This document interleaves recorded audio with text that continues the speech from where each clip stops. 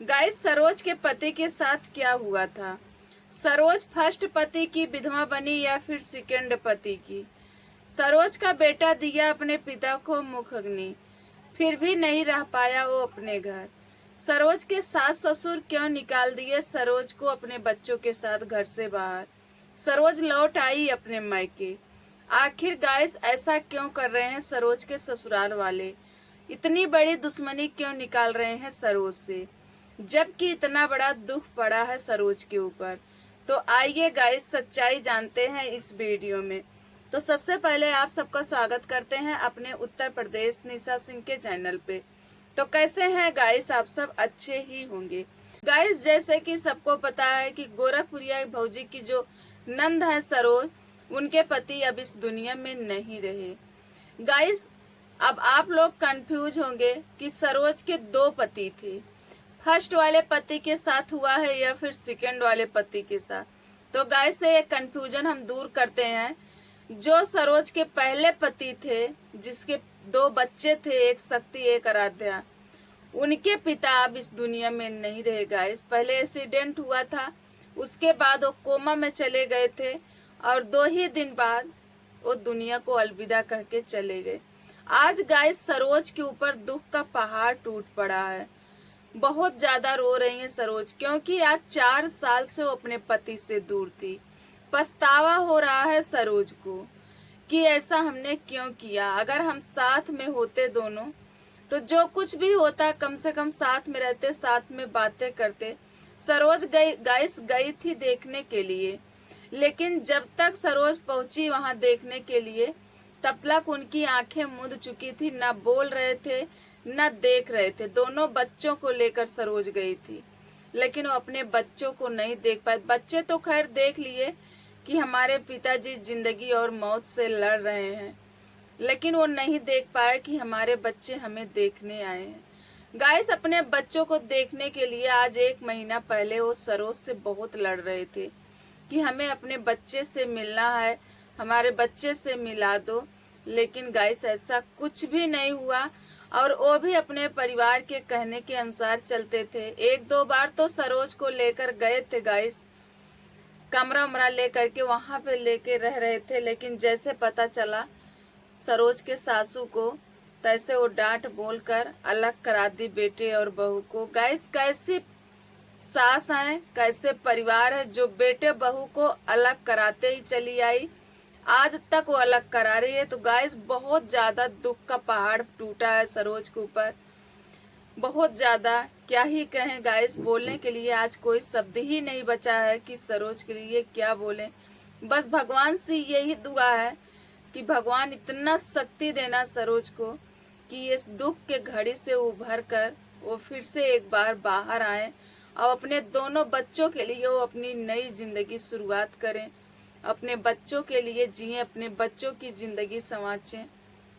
का पति था, ये तो था कि पति है, कहीं पे भी है, हरि बना रहा है, हरि कतौ रहा है, तो कहीं पे भी थे, लेकिन आज ऐसा हो गया कि सरोज की पूरी दुनिया ही उजड़ चुकी है। तो भौजी आप थोड़ा ध्यान दीजिएगा सरोज का, ऐसा मत करिएगा कि आप गुस्सा होकर के रूठ करके आप एक साइड हो जाइए और सरोज को ध्यान न दें। तो ऐसा मत करिएगा, सरोज को ध्यान दीजिएगा, क्योंकि सरोज को इस समय आप सबका बहुत ज्यादा जरूरत है, बहुत ज्यादा उनको परिवार की जरूरत है।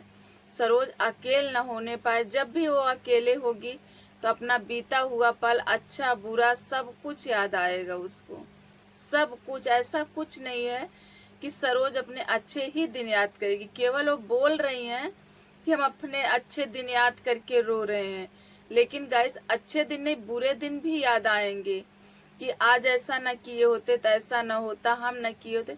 गाइस हर बात सोच करके आज सरोज को रोना आ रहा होगा।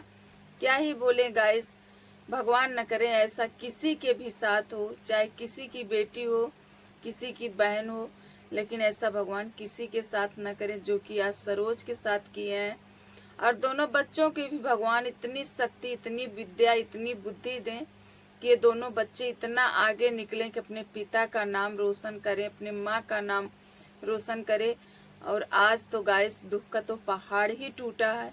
और तो गोरखप्रिय भौजी आपसे इतना रिक्वेस्ट है कि जो भी प्रक्रिया होती है बच्चे का, पत्नी का, सब प्रक्रिया अपने घर पे करवाइएगा और नियम अनुसार ही करवाइएगा। बेशक नहीं है वो अपने ससुराल में यहीं से कर देंगी सरोज सब कुछ, और वो पा भी जाएंगे, क्योंकि ये आत्मा एक जगह नहीं रहती है, भटकती रहती है। जहाँ पे परिवार रहता है वहीं पे ये आत्माएं रहती हैं।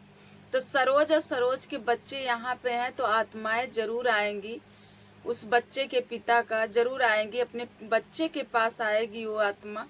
तो जो भी प्रक्रिया होती है बच्चे के हाथ से आप करवा दीजिएगा। अगर ससुराल वाले निकम्मे निकल गए तो कर क्या सकते हैं। ससुराल वाले निकम्मे ना होते तो आज सरोज यहाँ नहीं होती, तो शायद आज ऐसा कुछ भी नहीं होता, आज सरोज अपने घर पे होती। लेकिन जो हो गया अब कर ही क्या सकते हैं, इसके बाद कोई चारा ही नहीं है। बस यही रह गया है कि हाथ मल कर सोचने को छोड़ गए हैं, सरोज को सोचने को छोड़ गए, क्योंकि 1 माह पहले बोले थे कि हमें अपने बेटी से मिलना है, जो कि सरोज नहीं मिलवाई। क्या रीजन था, क्या वजह था, कुछ तो रीजन था इसमें गाइस, जो कि सरोज अपने बच्चे को नहीं मिलवाई। क्योंकि सरोज रो रही है और बार बार यही बोल रही कि मेरे बस में नहीं था, नहीं तो मैं दोनों बच्चों को लेकर आपके पास आती, मेरा कोई कर बल नहीं था। तब किसी का दबाव तो था सरोज के ऊपर, जो कि अपने बच्चे को लेकर वो नहीं गई, अपने बच्चे से नहीं मिलवाई अपने पति को। कुछ तो था जो सरोज नहीं बोल रही है, लेकिन कोई बात नहीं है, क्या ही बोले, कोई शब्द ही नहीं है गाइस। तो भगवान से यही विनती है कि सरोज को इस दुख के घड़ी से बाहर निकालें और इतनी सहानुभूति दें सरोज को कि हर दुख ये सह ले वो बहुत आराम से, और बच्चे के अंदर भी शक्ति दें कि अपने पिता के जाने का गम जो है सहन कर पाएं। और गाइस क्या ही बोलें, तो यहीं पे मैं वीडियो अपनी बंद करती हूँ गाइस। मिलेंगे अगले वीडियो में, तब तक के लिए बाय बाय, जय श्री राम।